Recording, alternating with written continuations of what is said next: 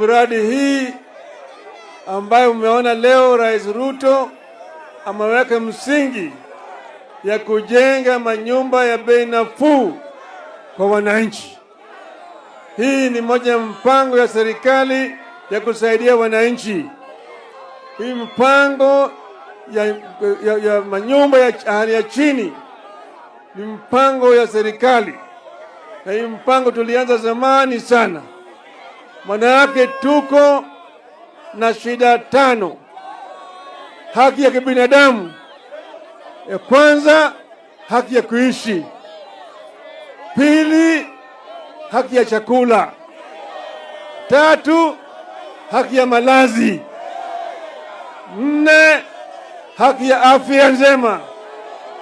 5, haki ya elimu. Sawa sawa. Haya ndiyo maadui 5 ambayo tunapigana nayo. Ndio sababu serikali imeweka hii mpango ya affordable housing program. Sawa Jothurwa? Sawa sawa.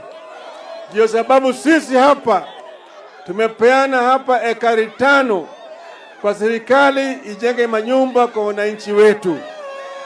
Lakini tukikuwa na miradi mingine hapa, shule itajengwa hapa, hospitali itajengwa hapa, na kutakuwa vile na viwanda hapa.